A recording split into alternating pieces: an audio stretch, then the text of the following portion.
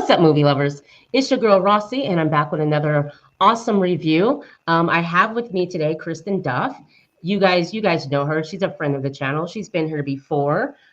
Kristen is when Kristen first came on the show. Remember, guys, I interviewed her because she was a co-star in a film with Eric Roberts, and we'll talk more about that. And Kristen has so much that's going on, but I appreciate her taking time out of her day to come and sit with me and do another review. And this time we are going to review Spider-Man Across the Spider-Verse. So let's get into it, guys.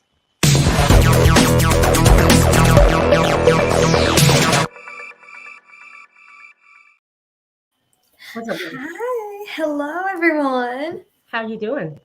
I'm doing fantastic. How are you? I'm doing really, really good. It's great. Kristen, the name of the movie with Eric Roberts.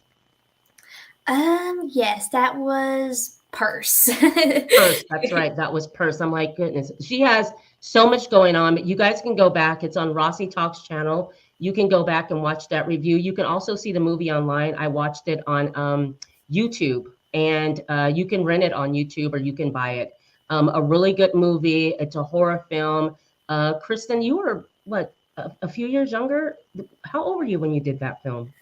I was 16 when I did one of Eric Roberts. Okay. I just turned 16. It was October. My birthday's in July, so that was as soon as I did it. Okay. Kristen has a lot going on right now. She has other films that, like, you're working on other films. We'll get to that right now because I want her to be able to talk about that, and then we'll talk what we loved about Spider-Man Across the Spider-Verse. What's going on with you, though?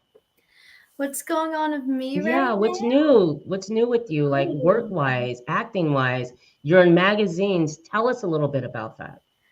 So, especially in November, I had a lot of magazine people reach out to me. So that's why in November I had like probably 5 to 10 magazines.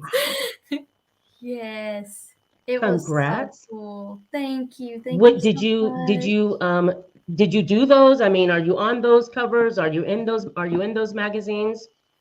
I had those companies reach out to me and they gave me an offer for it just for free, completely free. Right. And they're like, hey, we want to put you on this magazine. We've heard about your work. And I got on the cover, I got on articles, and it just keeps going.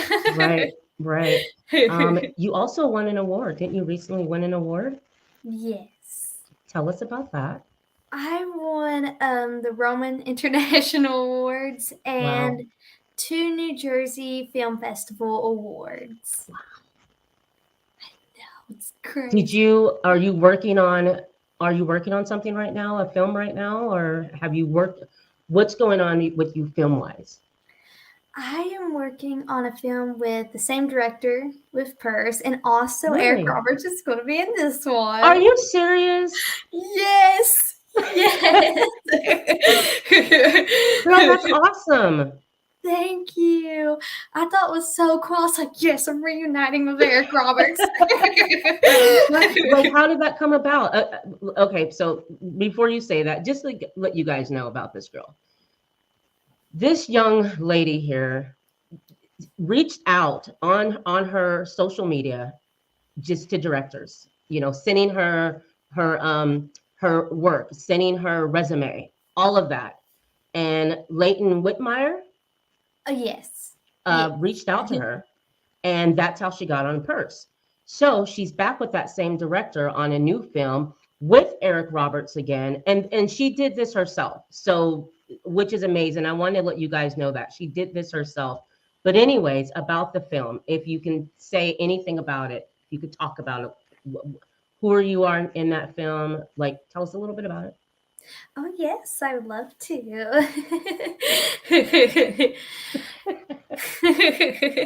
We laugh a lot too. I don't know what it is with us. When we get together, we just instantly look at each other and just start laughing. Just like life is good. Life is good. Go ahead.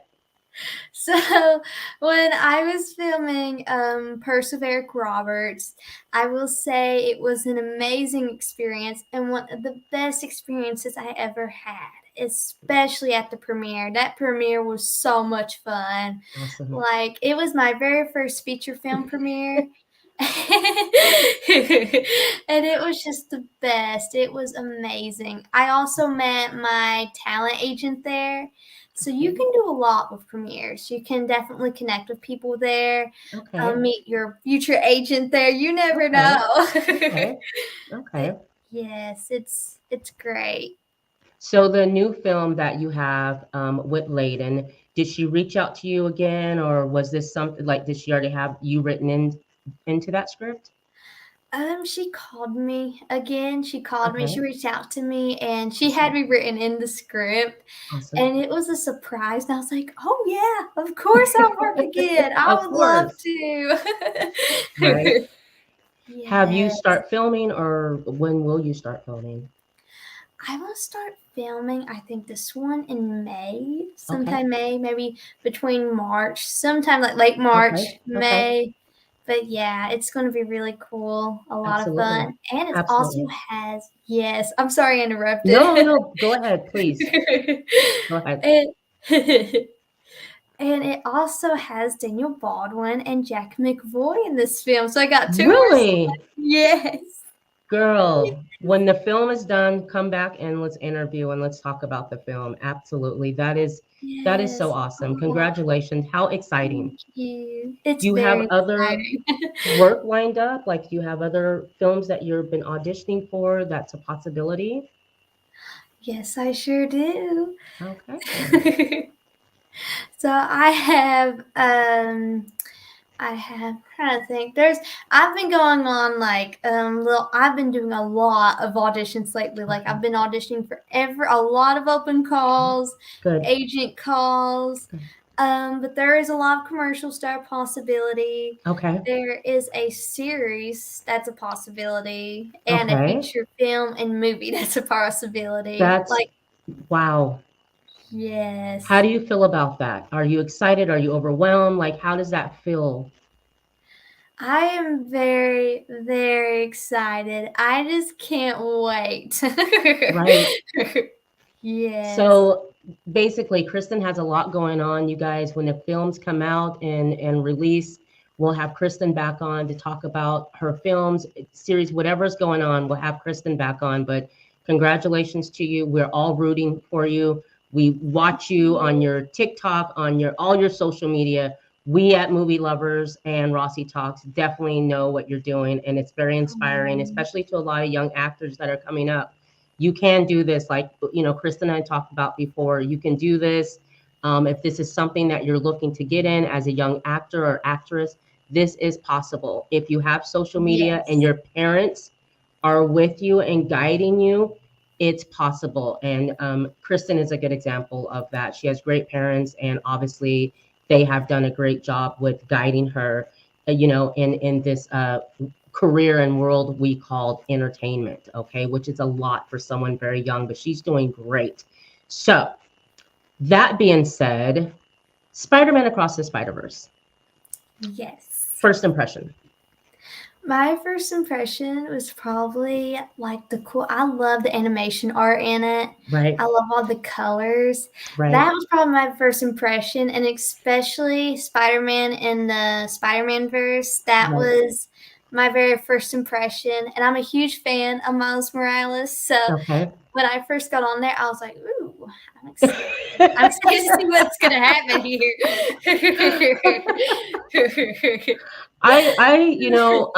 Let's see. So, the first time I seen Miles Morales, for me, being a video game player, it was the new Spider-Man that was recently released. Yes. Okay, so I'm playing the game, and I didn't know. I heard of Miles Morales, but I didn't know. So I'm playing a game, and I'm like, oh my gosh, he's great. I love the different Spider-Mans that's in the Spider-Man game. Um, the game was great, by the way. You guys should play it. But it led me to go back and say, all right, let me go check out these movies that I missed. I grew up watching Spider-Man as a kid, the live action Spider-Man as a kid. So love Spider-Man. And of course, my husband's a big comic book fan, so we love Spider-Man. But this is new for us because in our generation, it was just different. So I go back and I want to check out who's this Miles Morales. Let me check out the Spider-Man, the animation. So I check out the silly me checks out the second one, which is the one we're reviewing now, Across the Spider-Verse. I go back and watch the original Into the Spider-Verse. And you have to do that, guys. I mean, I'm sure you all know, but please watch the first one first, then watch the second one, because when you get into the second one, you have to go back and watch the first one, because there are Yes. things that happens that you don't know why that happened. And now after watching them, I'm like, okay, I get it. And I loved both of them. But with this one, the storyline goes, Miles Morales returns for the next chapter of the Oscar-winning Spider-Verse saga, an epic adventure that will transport Brooklyn's full-time friendly neighborhood Spider-Man across the multiverse to join forces with Gwen Stacy and a new team of Spider people to face off with a villain more powerful than anything they've ever encountered. So, with that, let's talk about the actors really quick. So we have Shamik Moore. He plays Miles Morales. He voices Miles Morales. Haley Steinfeld. She voices Gwen. And we have Brian Tyree Henry, who is Jeff Morales, and Luna Lauren Velez plays Rio Morales. Okay, so those are the main characters in the film, with the host of other talented actors in this film.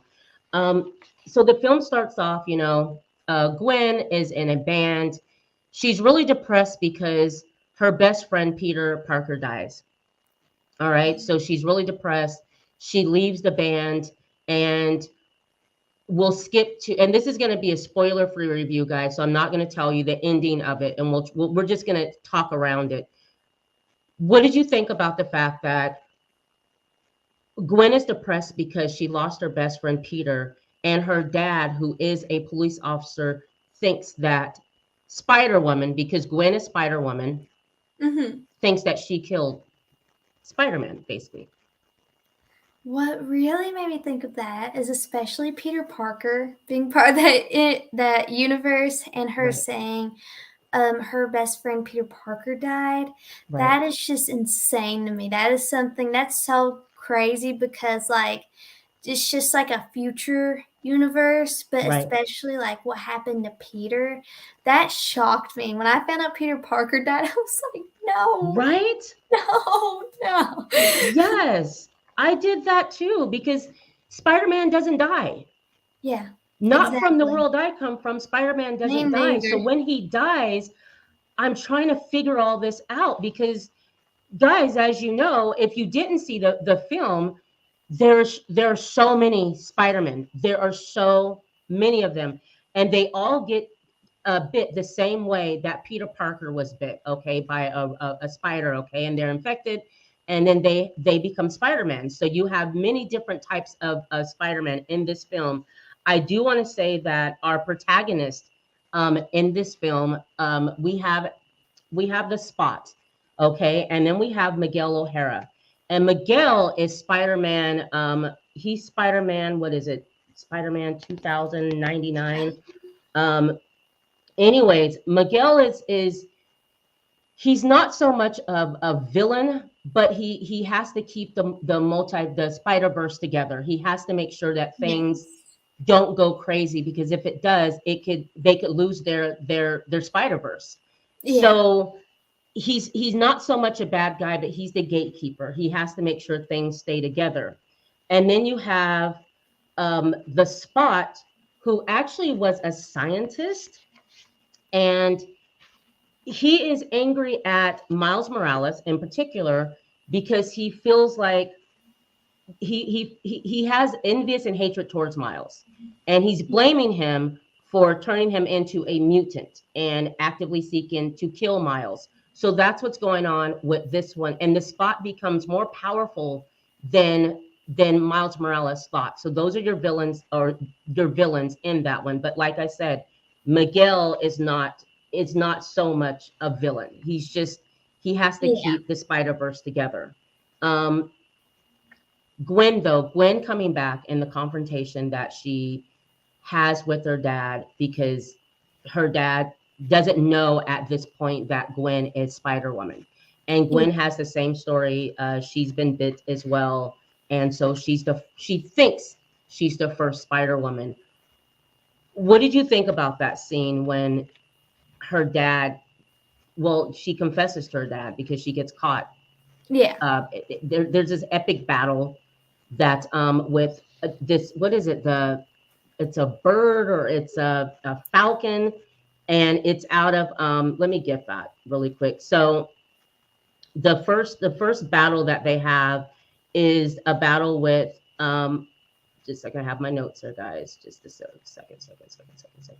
It's this it's a painting that was in a Leonardo da Vinci painting that ended up coming to life. And so it goes into Gwen's universe. And so that's your first opening scene battle with Gwen as Spider Woman fighting this Da Vinci painting that's attacking the world at that point. What did you think about that scene? I thought that was so crazy. That like blew my mind when I saw that scene. I was like, wow, how did a Leonardo da Vinci painting become a like kind of villain in the Spider-Verse? Right, I was like, right, huh, there's a right. lot of Easter eggs in it. There's a lot. So many Easter eggs, and it's actually a Yes. vulture. Okay, so it's a vulture, and it's from one of the drawings of Leonardo da Vinci. Okay, so it was a vulture that came to life. Okay, and it's a really funny battle, and that's one thing about this film is the comedy in the film is hilarious because there's like she said, little Easter eggs, and watch when you're watching a film. I've never sat and watched an animation where it was just so funny. It was the film was written quite well, very funny, but they have that opening battle, and you have Gwen that ends up battling this vulture, and you then have from the Spider Verse, you then meet Miguel, and you meet Hobie, and you meet I think her name is Drew. All right, and they all come Yeah. to help uh, Spider Woman with this vulture. And as this is going down, they help her, but she's standing there, and she, her and her dad aren't seeing eye to eye. Okay, that scene there where they have her dad encased, and she's standing there looking at her dad, and she knows that there's nothing left that she can do in that universe. And so she wants to go with, Miguel and Drew and Hobie to the Spider Verse, but Miguel doesn't want her to go. And when they see what happens after she confesses to her dad that she is what Spider Woman, there's nothing left for her. She doesn't feel like there's anything left for her there in her world. Yeah. So, Drew convinces Miguel, let's take her back with us. And that's how she becomes a part of the Spider Verse with Miguel and the rest of the Spider Men, Spider people, because there's so many of them. Yes. What'd you think about that, though? I mean, when you met Hobie, his entrance into the film, how funny were the other ones? I loved it. Like it was so funny. I loved the comedy and Yes, I absolutely loved it. It was so cute. right. It has to be probably one of my favorite animated movies. Right, absolutely. I have to say that definitely good. Like I was telling Kristen, I'm just shocked that it took me this long to see it. I always wanted to see it, but Me time goes by, and too. before you know it, it's 5 years later, and there's a new one, and you're like, oh wow. And then you have a game, and you play the game, like I said, and you're like, I need to visit. Oh I yeah. need to visit this film. So, anyways, guys, so we after that happens, we go to present day. We catch up with Miles Morales. He's at that the talented school that he goes to for really smart kids in Brooklyn, I believe the school is, and his parents doesn't know that he is Spider-Man. So you get to see Miles Morales tell his story on how he got bit again, because I love how in the film, each spider person that appears, they tell their story again, which is really, really funny. And they all have the Yes. same story. But you get to see Miles Morales out in the world fighting crime. He's become very popular with everyone because, like we said, in the first one, remember, Peter Parker, he dies. Okay, so Miles Morales is the Spider-Man in that universe. So what do you think about him being so popular? And he's in from the first film, he's now, has more abilities and he's more in control of who he is. He's better at it. He's more confident than he was in the first film, Spider-Man Into the Spider-Verse. What do you think about that? I felt like it was really cool. I loved how like the generations passed down, Yes. and like each Spider-Man generation they get stronger. Like Right. from like even Tobey Maguire to Andrew Garfield Spider-Man, Right. they just kept getting stronger and stronger. And the thing is, I didn't know that Miles Morales was a film until the game came out neither. I was Really? Okay. yes, yes. Okay. Okay. So the video game will inspire you to go and watch the films. So I'm with you Yes. on that. The game was that good to where you had to go and say, let me see what the film is about. Really quick, when I was talking about Miguel, so Miguel was Spider-Man 299. And a little bit more about Miguel. So Miguel O'Hara isn't a full-fledged villain. From Miguel's perspective, protecting the multiverse at all costs is his most logical duty, akin to that of Doctor Strange in the Marvel Cinematic Universe. Okay, so he has to keep it together. And along with the Miles Morales variant, well, we don't. I don't want to tell you that because I don't want you to know who Miles becomes. But that's just a little bit more about Miguel. Okay, so although he's after uh, Peter, or not Peter, although he's after Miles Morales, he's only after him because remember, guys, if you don't know, Miles was not supposed to become a Spider-Man. That was an accident. Yes. Okay, Mhm. that the since Earth 1610's Miles Morales wasn't supposed to become Spider-Man and Spider-Man Into the Spider-Verse, Miguel may resent him for causing Earth's 42 Peter Parker to miss on his powers, similarly to how Miguel's experiment worked while his first test subject died. And remember, Miguel's family died. Yeah. Okay, and he tries to change things and it doesn't work out for him. So because he tried to change things to kind of keep his family or bring his family back, whatever he did, it changed the Spider Verse. So he knows that, and that's why he doesn't. That's why he's after and trying to stop Miles Morales because it was a mistake. He wasn't supposed to be bit, but Miles doesn't know that. Gwen knows that. Um, the other Spider-Men know that, but Miles doesn't know that he was accidentally bit. What do you think about when you found out that it was a mistake? It was for 42. I thought that was really like I was kind of like mind blown, but at the same time, I kind of knew it would happen because of the other Spider-Mans like Tobey Maguire, Andrew Garfield Spider-Man, Right, and right, Tom Holland Spider-Man, right, and now Miles Morales is the next one. right. That was really interesting. That was very Me, interesting. me being a new fan of this, I took a lot of notes because I didn't want to get anything wrong and I wanted to make sure that I spoke about things right. So if I trip up, Mhm. I'm trying to there's so much to learn about the Spider Verse. Okay, so Yes.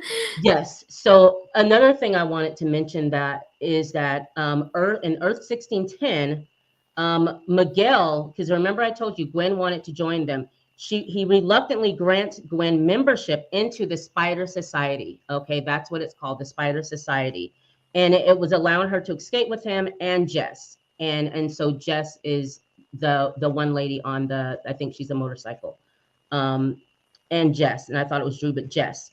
In Brooklyn, on Earth 1610, 16 months after the Alchemax Collider's explosion, Miles Morales encounters the spot, an Alchemax scientist whose body was infused with portals during the explosion. So that's a little bit more about how Miles came into contact with the spot, who was a scientist at first. And remember, he's very upset, and he's our villain that they did not know would become so powerful in Across the Spider Verse. So that's just a little bit about them. But let's talk about the party. Miles Morales There's this huge party that Miles' mom and dad, that Miles's mother is having for her husband and Miles' dad, because his dad was going to become a captain.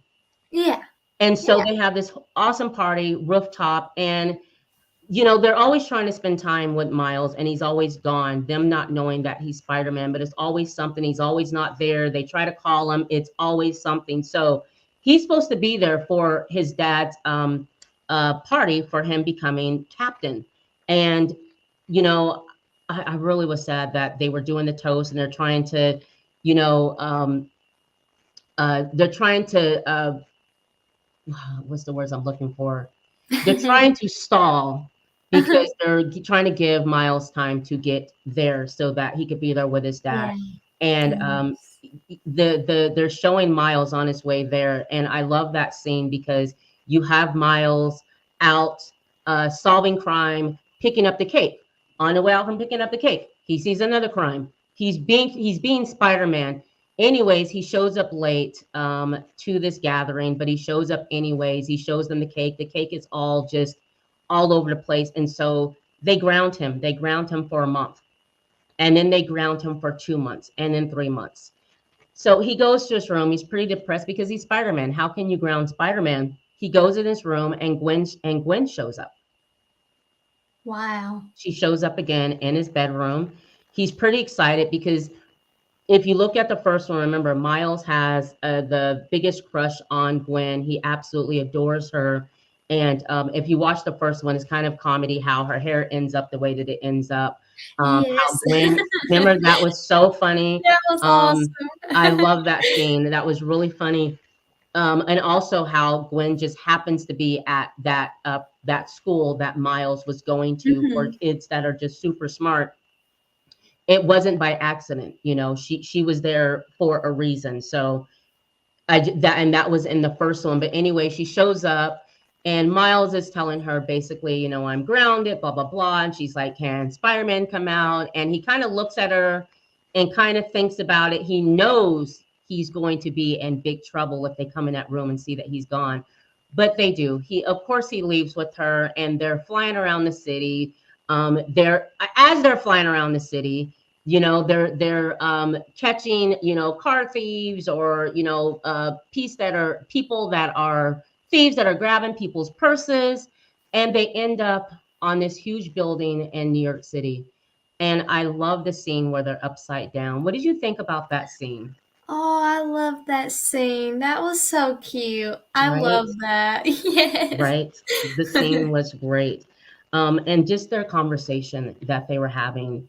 And, you have Miles that's trying to, he wants to touch her hand. And then she Yeah. makes a statement basically saying that in every, universe, that when, one of them gets close to each other, something happens. And Mhm. remember, after Gwen loses her best friend, she doesn't want to become close to anyone else. Although she really adores Miles, she doesn't want to be close to anyone. And that leads me to a pivotal scene where Miles is at the Spider Society. And remember, um, Miguel is explaining to him about what's called canon events. Yeah. And so you have all the other Spider-Men around with them. And Miguel is explaining to Miles, you know, and this is the canon event is this, guys. It's events, canon events are events that have happened, must, or will happen in most universes and form the nodes of the web of life and destiny, which is supposedly the binding force of various spider people and their lives. So he's explaining to them that each one of them have lost someone Yeah. in their life, and they have to lose someone, and you can't intervene. What do you think about the fact that they can't intervene, and explain to them, to the audience, why they can't intervene, why they're not supposed to? So why they can't intervene is like, so I was really interested with the Senate that there was always Peter Parker and MJ Right, in every single like Spider-Man generation. right, But I feel like the way they can't intervene is like kind of like miraculous. Like they can't tell who they actually are. Right. Like they can't tell that they're Spider-Man, that they're the hero of the city. Right. But yeah, kind of like that. Pretty much just not telling the public who they are, who Right. like their real name is. Right. Just saying Spider-Man and what was that girl's name again? The Gwen. Gwen. Yep. Gwen, Spider Woman, Yes. who she thinks she's the only one, but she's not. You Yes. know. So the one more thing, just really quick. Let me get her name. So we have Issa Rae. When I said called her Drew, it's you can she's Drew or Jess, but that's who Issa Rae does the voice of Drew or Jess. Okay, and when Drew shows up or Jess, she's pregnant Spider-Man because she's the mom Spider-Man. She's mother Spider-Man. That's why she's pregnant in that. And when Aw. Gwen first meets them and meets her, Gwen just absolutely just becomes attached to her and just adores and loves what she says and it's like, can I be your daughter? Basically, can I be with you? Okay, so that's Drew or Jess, the other spider person that is a real big part of Across the Spider Verse. Okay, but as you know, Miguel is telling Miles about this canon events. They all have lost someone. Like I said, Yeah. Drew went through it. Punk Spider-Man went through it. Hobie went through it, and obviously we know Miguel's story because he lost his family. So Miles finds out in his case, fate determines that his father, Jefferson Davis, will die while saving a child as the hero fights the spot. It's a future Mhm. Miles wants to stop at any cost, which puts him at odds with the Spider Society.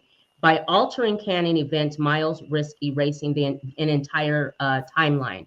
So that's that's huge. Like that's why you can't intervene in fate. And Mhm. when Gwen was helping Miles and saved another captain Yeah. when they were fighting the spot and when the spot was, you know, had them basically locked up and was so much more powerful than them, um, that wasn't supposed to happen.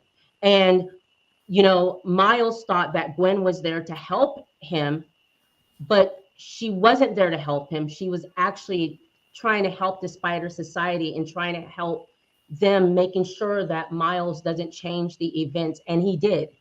And he did change those Yes. events because those people were supposed to die. Those things were supposed to happen. So I love that, and I love how they explain that because me being a first viewer of this Spider-Man, Miles Morales, I didn't know about the Spider Society. I didn't know about the canon event. So a light bulb went off like, oh, okay, now I get it. Now I understand.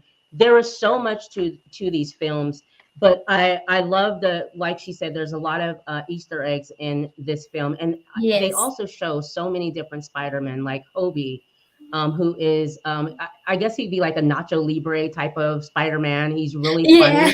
funny. Yeah, you have him. You have punk rock Spider-Man, you know, who has dreads and he's super hilarious. And then from the first one, you have the Spider-Man from the 1930s or whatnot. And so he's in all black and white. And then you have your Lego Spider-Man, which I thought was funny when I they thought that was so wasn't talk funny. about that scene. I was like, I had to check really quick. I had to check to make sure. Am I did the Legos just come on? Am I watching the wrong show? Because I wasn't expecting that. Tell them about that scene. Miles Morales, the Lego movie. Right, right. It was hilarious. I wasn't expecting that. Al- Also, I want to mention about remember in the first one, Miles' uncle died, and I want to mention that you know and this one, you know, there's a certain scene with Miles' uncle who died. Yeah. Okay, and remember, Aaron Davis, who was Miles' uncle, he was the ultimate Marvel incarnation of Prowler, And I didn't know that one too. That's why I had to go back and watch the Oh first one as yeah. well, because when I saw that in the second one, I had to go and watch the first one so I can understand this. And he's the brother of Miles's dad. Obviously, it's his uncle. And remember, he died in the first. He died in Into the Yeah. Spider Verse. But I had to go Mhm. back because he makes a special appearance in this one as well. So I wanted to bring that up. Also, let's see. Any points you want to make? Anything that you found fascinating about the movie that you want to bring up? What I found that was really funny when like the Lego guy came in as Spider-Man, it was like all the universes of Spider-Man, even from the 1930s, like came Yes, together. Like that yes. was so neat, but also funny, especially the Lego Spider-Man. Girl, I'm telling you, I'm not lying. I was lost. I mean, it's like I looked away and looked back, and it was Lego Spider-Man, and then it was the Lego, the Lego Peter Parker that's like in the newsroom, and I'm like, what the hell? But then I realized it's they're all just Spider-Mans from, like she said, from the '60s, the '30s, the '70s. Spider-Man makes an appearance, which is really funny Wow. because when they put them together, there's this comedy that goes back and forth. I wanted to mention, so Gwen, because I wanted to find out what universe, what Earth did they all come from. Gwen is from Earth 65, Gwen Stacy. And she's the famous wall crawler on Earth 65, an alternative universe where she's bitten by the infamous ir- ir- uh, irradiated Arcanid and dubbed Spider Woman or Spider Gwen. Okay, so that's Mhm. where Gwen came from, because I wanted to know a little bit about him. So forgive me with my notes, but I wanted to make sure everything is good. Also, Miles Morales, of course, is Earth 1610. Okay, so remember the bite was supposed to be for Earth 42, but it ended up biting him 1610. So that's where Miles is. That's where he's from, Earth 1610. Okay, and a little bit about him being Spider-Man. So Miles Morales was straight out of Earth 1610, also known as the Ultimates universe, an alternate reality where Peter Parker dies and Miles takes on the mantle of Spider-Man. He became Spider-Man at an even earlier age than Peter Parker, starting at 13. So remember, in the first film, Miles was 13 when he became Spider-Man. And also, if you remember, Peter was his mentor. He tried to mentor Miles. And in the first one, remember, Miles wants to go back to their universe, the Spider Society, but they didn't allow him to because he didn't understand his abilities. He wasn't ready yet. Okay, so that's just Yeah. part of the first one. But that's where Peter was from, or I'm sorry, Miles was from. So a little bit about them in the backstory. Like I said, please go back and watch the first one if you haven't, because then everything will all come together. Okay. Yes. I also want to speak about the fact that I love when when everything goes down, and when Gwen and Miles messed up when they were talking to Miguel, and Miles is telling Miguel before Miguel tells him about the canon events, he's telling them, like, what are you guys upset about? What are you mad about? I saved these people. I saved this captain. Well, Gwen had no longer had access to the Spider Society after the events that led them to intervene in a destiny that was supposed to happen for a police captain when they were fighting the Spot. Okay, at that lab. Mhm. Anyways, so Gwen has nowhere to go. She comes back, and I love the scene where she comes back to her home, and it's been probably 3 months since she's last seen her dad. Okay, she comes back, she sneaks in, she sees her dad sleep on a couch. She tries to sneak out of the apartment via the window, and her dad wakes up. And he wakes up, and he tells her to stay. They end up talking, and she basically tells him, I didn't kill Peter. He was my best friend. I adored Peter. you know um and she also lets her dad know, like, comparing their careers, like, you're out there fighting crime, so am I. Let me have that badge, let me do that. And so her dad let her know that he was no longer on the force, he wasn't doing that anymore, because she meant more to him than life itself. And her Wow. hearing that, you see her eyes Mhm. open up, and she's so happy. She whips out her spider, web and brings him closer to her. They hug, and you can tell she's been wanting that and needing that for a long time, because living with her dad, and her dad at the time not knowing she was Spider Woman, you know, talking about Spider Woman earlier in the film. You hear him talking about her, how she killed Peter, you know, and, you know, her not trying to give up, you know, the fact that she is Spider Woman, you know, defending Spider Woman. Well, remember, she leaves. This is when she came back. Her and her dad had a talk, and then her dad gives her this gadget that he finds while he was taking care of one of the people that she was fighting. Okay, I think it was a vulture, but anyways, he ends up giving her back this watch, and it's a dimensional travel watch. Okay, and you see Miguel has that on him, and basically it's a device on his wrist which allows him to open wormholes between universe. Wait, sorry, I can't see. Oh, you're good. Between You're different universes, good. as well as communicate with others with similar devices. So Gwen Mhm. had that device, and they locked her out of it, which led her back to Wow. her dad.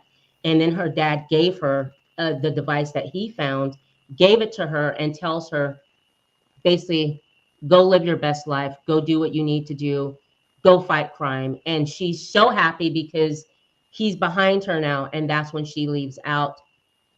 She leaves out, and she decides, I'm going to start a new band.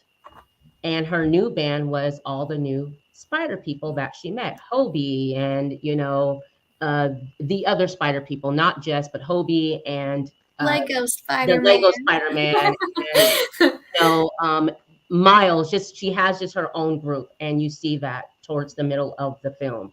So I love that scene. What did you think about that scene with her dad, and that they made up, and when he gave her that the dimensional watch?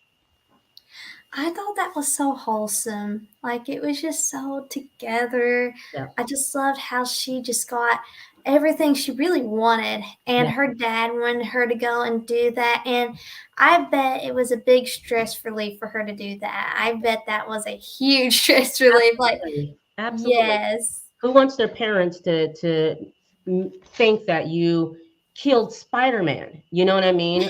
And then when you find out that she's Spider-Woman, and you thought this whole time that Spider-Woman killed Spider-Man, I mean, you know, your dad, who you don't have your mom, and yeah. he's all you have in the world, and he feels that way about you. So I really love that scene. I was happy that she was able to get his blessing to go out there and fight crime and help Miles. So Yes. this is a spoiler-free review, and so I don't want to tell you how this ends. I will tell you that it is a be continued. The ending is just, it had my mouth drop like, what what what the hell is going on here?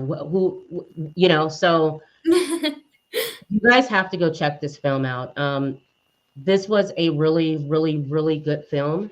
I was happy that I watched it. Forgive me for my notes, but I mean, you have to come correct with this. So forgive us. We just wanted to make sure everything is right. And there's just so much to the Spider Verse. I mean, there's so much. And then, Yes. you know, it goes into the multiverse, and then just it can go on and on and on and on and on. So there was a lot of notes to take. Um, on this. I also have fun facts, guys.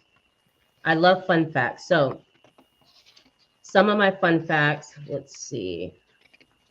I do have to say that they did say that this was one of the longest animations. Whoops, I'm sorry, Kristen. There we go. I'm sorry. Oh, This is there you one of the go. longest animations that they had. I think there was another one that was longer, but it was one of the longest animations that has been out. This film was directed by Joaquin dos Santos, Kemp Powers, Justin K. Thompson. It was written by Phil Lord, Christopher Miller, and Dave Callahan. Um, and it came out in what, 2022, 2023. This one is a really good one. The first Spider-Man came out in 2018, Into the Spider-Verse. Please go and watch that. Um, The animation was great. I was actually blown away by the animation, Oh, especially in the beginning, yes. because in the beginning it's a total different animation. It kind of looks shell shaded. And then when the movie starts, then it goes into the regular animation. But the graphics are beautiful, the drawings are beautiful, everything was done. And Miles is just so cute. I know, he's Isn't he adorable. so cute? Yes. He's I love absolutely. Miles Morales. I, He's I really do. I really do love him so much. And I'm like, now when I play the game, I will understand it because I do have to say, when I was playing the game, I was like, there's so many different, get so many different Spider-Man costumes in the game. So I didn't get the one that Gwen was wearing. I didn't get that. Oh, Now I was yeah. like, Mhm. oh, okay, that's that one.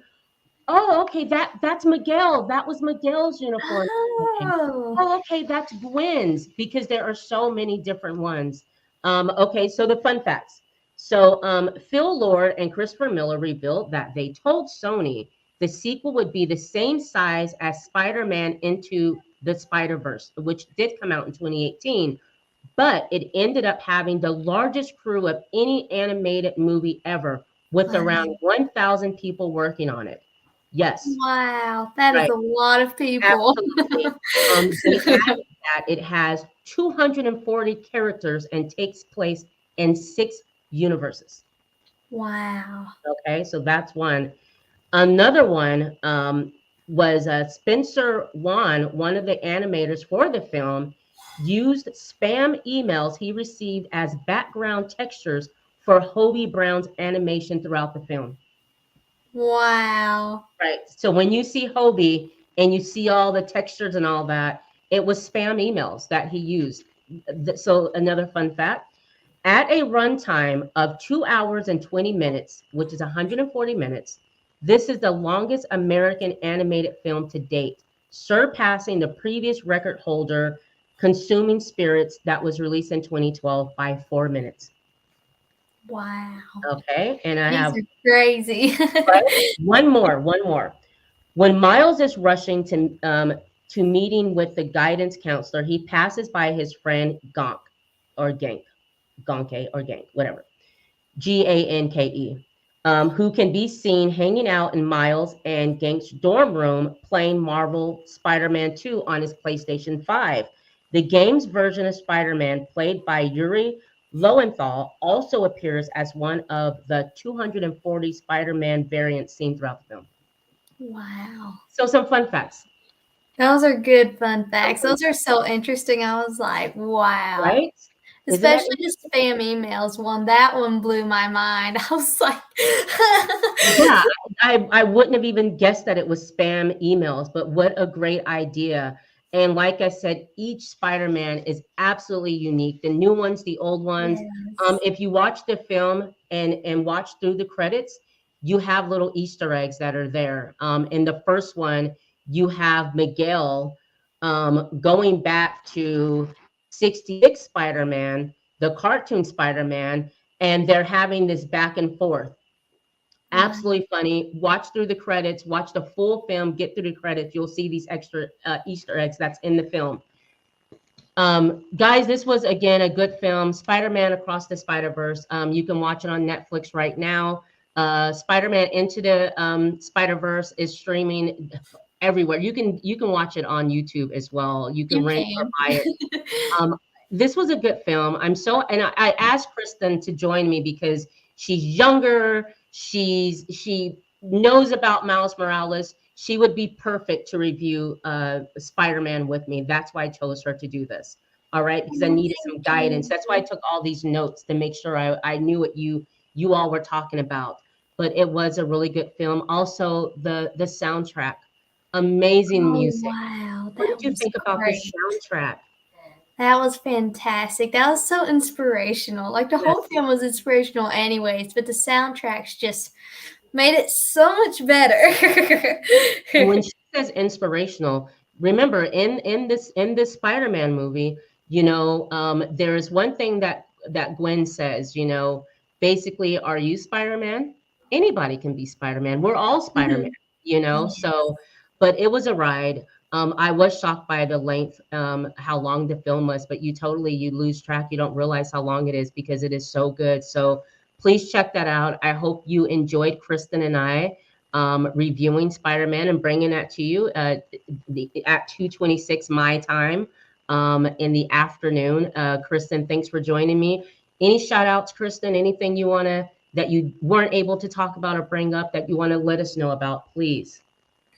I do want to make a shout out to LaDawn Whitmire. She was the woman that started my career, pushed it forward, gave me a head start. That was when everything started, and now I am here. Right. And I am on Rossie McCree's show 2 times. And I appreciate you like coming back. Thank you so much. I Thank appreciate being you. able to reach out to you and say, "Hey, will you come and sit with me?" And it's been just awesome to watch Yes. your career just grow and to see the things that you're doing. You are very young, but you are a great role model for young actors that are coming up. You know, Oh. I do have to say that, and it's just exciting watching every time I go on Facebook or whatever. It's like, what this girl is in another magazine. This girl is. What do you do for fun, though, Kristen? I mean, when you're not acting, what do you do for fun? What I do for fun is I love to play Roblox. Okay, I've that's been playing Roblox with my cousin for that's what I usually do for fun in my relaxation time. I get on this computer and I get on Roblox and we play Little Fashion Famous. okay. Okay. How's the weather where you're at? It is Just actually really pretty out today, but is it's it so cold. is it cold? Yes. Girl, I'm here in Northern Cali in Sac. It's been raining like for the past like a few Really? weeks ago, but we got sunshine. I mean, it was like 70, 75 yesterday. It was like 76 on Monday. I mean, it's like air conditioning weather what we're going through right now. It's really beautiful out. Yeah, Wow. it's probably 70 and sunny out right now. Oh, I would love to go to California. It is You so haven't been yet? pretty. No, I've never been. You I will want to be. go so bad.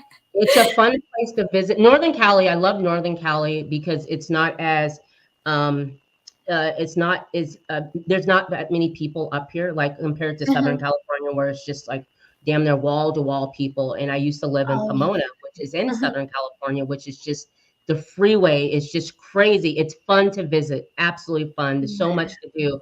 Northern Cali, it's kind of like I'm from the Northwest, I'm from Oregon, so you get that Ah. Oregon-y feel, you know. Mhm. It's beautiful up here. It's absolutely gorgeous up here, and it's Wow. not so busy. It's kind of quiet and just really nice. So I love it. But you will be in LA soon. I will be there soon, You guys. will be there I am soon. on my way. You are absolutely on your way, and congrats with the series. Please let us Oh, know what's thank going on. you. Um, Yes. you know that if you have anything you want to talk about, you have any movies that you want to just share, whatever, you let me know, hit me up, and I will schedule you to come on and we'll talk about whatever is going on with you because there is so much. And I would love to sit with you when you're done filming Mhm. with LaDawn Whitmire. I'm so sorry, LaDawn. I keep calling you Layden, but LaDawn Whitmire. I keep calling you It's Layden, but okay. LaDawn Whitmire, absolutely. But other than that, thank you guys for joining Rossie Talks. Yes. I just want to let you all know that on Monday, the 25th, I will have Trevor Harris. He will be coming in and joining me on Rossie's Clubhouse. We're going to have an interview. Trevor is a director and I believe he's a writer, and he has awesome short film out called The Man in the Alley. It's really good. I watched it the other day. I can't wait to bring him to Rossie's Clubhouse and interview him for that show. So that will be on Monday at 6 o'clock on the other channel that I have. We will be going live there. And on the 28th, next Wednesday, it will be our gaming segment. So I will have all my guys back, and we're going to talk about a few articles. Things that are going on in gaming. So we have a lot to talk about.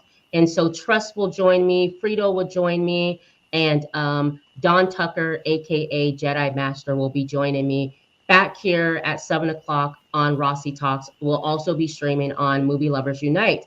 To those that listen to us, our audio listeners, Thank you so much for making Rossie Talks Movie Lovers Unite number one, and indie films and TV and TV shows. Thank you so much. Please continue to leave us a 5-star review. We enjoy doing this with for you guys. If you're liking our content, please go to our YouTube channels, Movie Lovers Unite. Give us a thumbs up, subscribe. Go to Rossie Talks, give us a thumbs up and subscribe. And please go over to my new channel, Rossie's Clubhouse, where I interview Sacramento. It's a Sacramento-based podcast where I interview artists around the area, up-and-coming artists here in Sacramento, also the Bay Area. All right, so that's what that podcast. I talk about that, and now Rossie's Clubhouse is now streaming. You can listen to it wherever you listen to podcasts, all your major podcasting platforms. You can listen to Rossie's Clubhouse. We just posted our first audio up, and that is with Lorna Norris and Lauren Rasan. They are screenwriters here in Sacramento. They have an awesome film. You guys can check that out. It's called Adaptable. Great short film. They won in the 2023 a place called SAC. Okay, so film festival. So that's all I got, guys. Don't go anywhere. Kristen, stay there. Appreciate you guys, and we will see you next time. Thank you. Thank you.